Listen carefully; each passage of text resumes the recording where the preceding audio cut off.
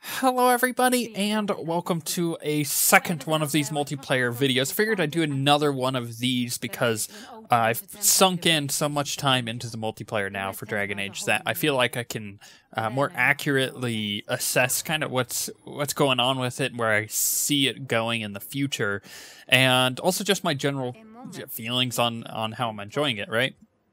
So the first thing is, at this point, I have beaten the game. And now that I've beaten the game, I feel like I have more time available to play the multiplayer. So whenever, we have our guys online, it's like, okay, well, let's jump in and do some multiplayer.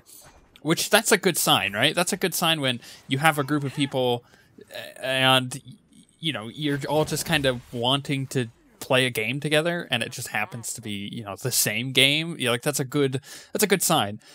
An example of this is like not Dragon Age, but Dead Island, right? Dead Island on its own is not a very good game. Dead Island with 4 people can be really fun, right? So it's one of those things that it inspires you to group up and inspires you to get together, and it inspires you just to play the game. In this case, actually, the game is really good on its own, and even with the multiplayer, it just kind of amplifies what you're already enjoying. So it's really good. I would have to say I'm currently enjoying the heck out of multiplayer on this, to the same degree that I did with the Mass Effect one, which isn't really surprising considering it's kind of the same idea, right? With Mass Effect, I put in so many hours in that thing, and it was a multiplayer that constantly had me coming back to it. Now that's rare. Usually I'll play a multiplayer for, a chunk of time, and then I'll move on to a different game. And all of the guys that I'm playing with in that multiplayer will typically move on to another game as well, and we'll all play that game together. And then it's just the cycle continues, and it's really rare to hold on to a game for quite a long time. MMOs are good examples of that. You typically play an MMO for quite a long time, years even. But with the Mass Effect 3 multiplayer, we did it for like a good year. There were times that we took, like a break, not a massively extended break, but it was extended enough to call it a break. But the thing that they were doing with the multiplayer, and the thing that I see them doing with this, is they were constantly doing like these directives, like kill 1,000, or it was kill like 1,000,000 Reapers within a certain amount of time, and you didn't have to kill all 1,000,000. It was just like the multiplayer in general needed to kill that many things, or kill like a certain amount of Geth. And I have a sneaking suspicion. I'm not gonna say a feeling. I just have a sneaking suspicion that that's what they're gonna do with this, where it's like kill 1,000,000 Venatori in a week, and we'll give you this really awesome stuff. We'll give you like free multiplayer packs to get more gear out of, and we'll get you really rare gear out of it. And I could totally see them doing that, and I'm okay with that too, because it was a good system. It did add life to the multiplayer, and in fact, in the Mass Effect multiplayer, they added more maps, they added more enemy types. They never added new gameplay modes, really, but I feel like that's something that they have the opportunity to do here. It was really restricted before, so they couldn't really do that. But with Dragon Age, I think that, right now we have like this dungeon crawling thing, and there's 3 maps, and there's a few different types of enemies. There's like the Red Templars, the Venatori, and the demons. I don't think there's anything other than that, now that I think back, but I can see them adding more enemy types, like, Darkspawn. Ooh, that's like a good one, right? That would be great. Or just, Rebel Mages, or just like things like that. I think that would be really cool. I'd be down to see that kind of stuff. The other thing that they could do is they can add, separate maps. Like this one is the Tevinter Ruins, but then you have, the Orlesian map, which is really cool, and then you have the Elven Ruins, which is also pretty unique. And all 3 maps are varied enough that you feel like, yeah, if we're getting sick of this map, we could switch to another one. But even with the randomization, once you get in, a couple hundred games, you are definitely starting to feel the strain on that, and you're like, okay, we need new maps. And I feel like there's so many places in the Dragon Age universe, even just within Inquisition alone, that were added, that they could just constantly be adding maps, like once every couple months. It just add a different type of map style, and I think that would really, again, extend that life on the multiplayer. And then the last thing here is, you know, adding more gameplay modes for this, not just a dungeon crawler. I think that they could do like you know, well, they have boss battles at the end, technically. It's kind of like a giant wave of enemies, and then you kill the boss while you're doing them. But I think they could do like a multiplayer dragon fight. If they did that, people would go nuts and would do that all the time. It's got that MMO feel already, you know, to a degree, and I think if they added some of those aspects from MMOs, not all of it, obviously, because I don't necessarily want to play an MMO, but what I want to play is a mode where I could kill a freaking high dragon with 3 of my other friends. Like, that would be so cool and so much fun. Like, I really want to do that, and I'm almost certain that they're aiming to do like that kind of stuff just because of the way that they've set up the multiplayer with the loot and everything. But now, you know, let's get that out of the way. Now that I've put in so much time into the multiplayer, let's talk about my issues with it, all right? Because it's good, but it's not perfect. There's things that they can always improve upon. The first thing is that the gear grind is pretty taxing. You get gold at during your mission, and at the end of your mission, you get back to the lobby screen and you can buy these chests, kind of like the Spectre packs and stuff like that you could in the Mass Effect multiplayer. And I'm sure that they'll be adding better and better chests as they go, just like they did in the Mass Effect multiplayer. But basically, the biggest one you could buy is 1,200 gold. It takes roughly 1.5 missions on threatening to get that kind of gold, which is the middle difficulty. It's like routine, threatening, and perilous. And we could do perilous pretty good right now, but we're just not as quick at it yet. So we've just been farming threatening, and like I said, it takes about 1.5 to get 1,200 gold, which means about 1.5 missions you get enough to buy a large chest, which also means that, you know, while you're doing those missions, you're opening the secret rooms and you're getting the chest there, and you have a chance to get items out of there. So on average, you're getting just enough loot to keep you interested, and I feel like that could change a bit. Like, maybe add different ways to get loot. Like you said, like a dragon fight would be really cool. Just kind of change it up a bit.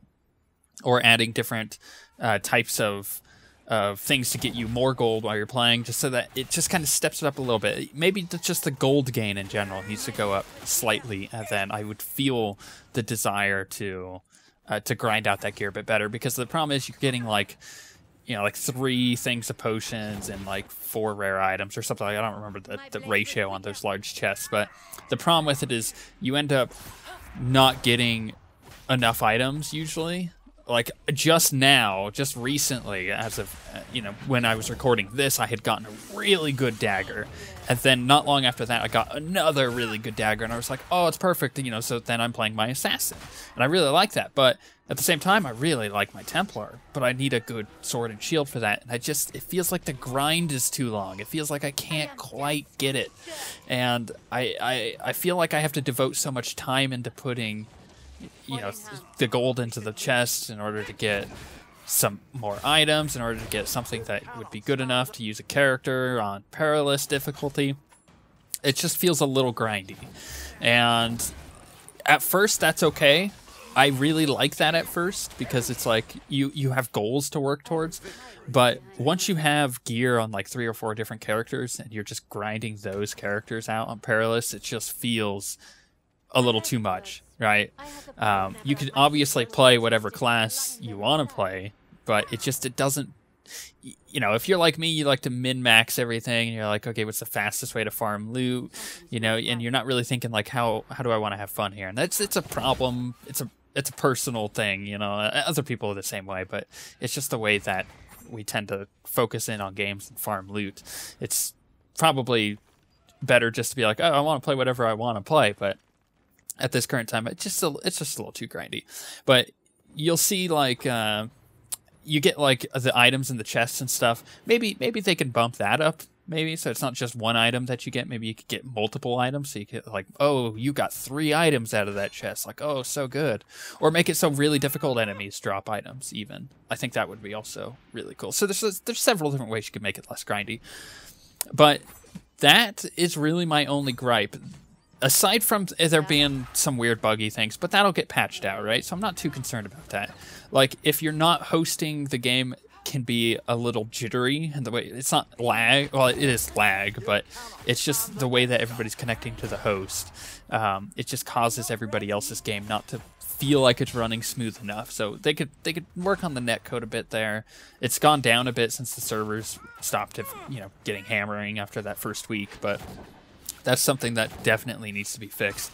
And then you also have, issues with weird, characters getting stuck in walls, you not being able to kill them, or just things like that. And all of that stuff can be fixed, so I'm not concerned. But it is one of my issues that I need to bring up on my list of problems here.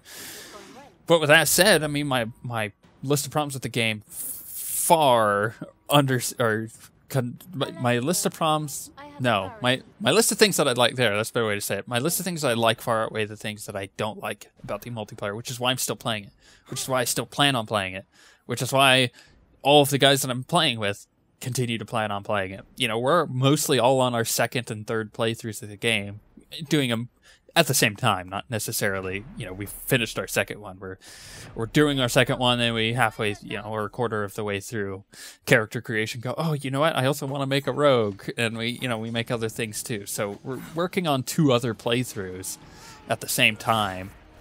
And anytime we're not playing multiplayer, we typically hop in the single player. And I'm sure that the amount of time that we're going to put into the game is going to drastically dwindle the more that we play multiplayer, because say we get to the end of our second playthrough, chances of us finishing a third playthrough right after that, pretty unlikely, right? It's probably going to be it'll be like February by then, like a new game will be out, we'll be totally into that new hotness and stuff. But at this point in time, I feel like the multiplayer is rad enough to pick up the game alone. And that's not something that in an RPG you usually say, right? In an RPG, you're like, oh, the story. Like, oh, gosh, you gotta play the story. It is so good. And that's definitely the case here. I mean, the game is incredible all the way through. Some people find some of the open areas too fetch questy, and I could see that, but at the same time, it's an open zone. If you don't want to do those quests, you don't have to do those quests. You can move on with the main story if you really wanted to, which is really good.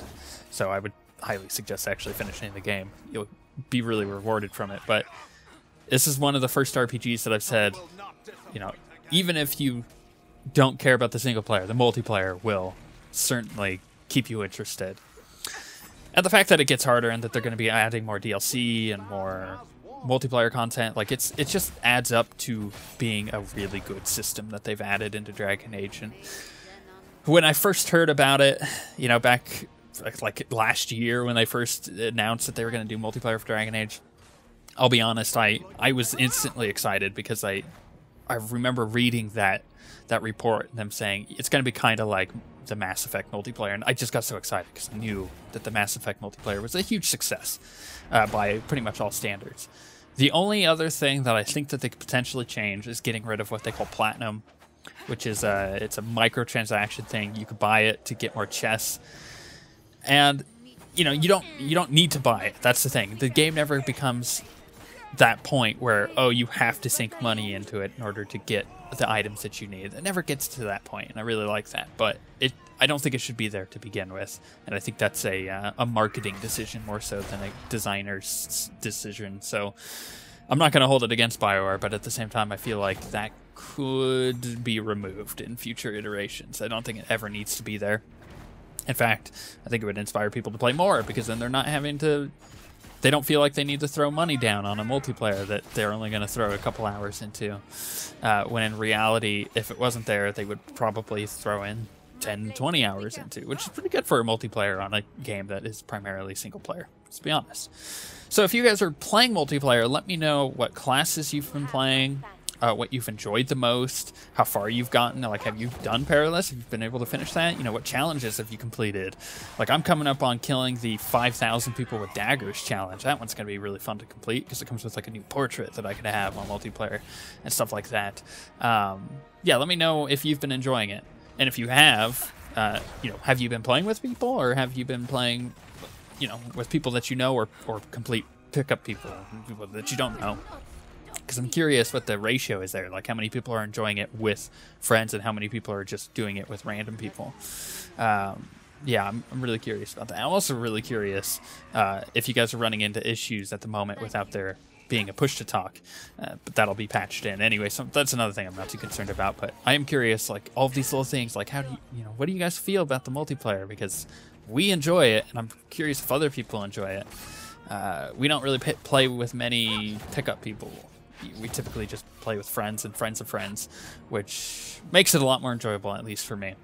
But with that being said, let me know. I did mention that I would be doing more multiplayer stuff, but as like a live commentary thing. That's still the plan, but I just figured I'd put one of these out now that I've put in a lot more hours into the multiplayer, and that way we can better figure out, you know, if it's good or not. Verdict, it's really good, and I want to put more videos out. But with that being said, I'll see you guys next time.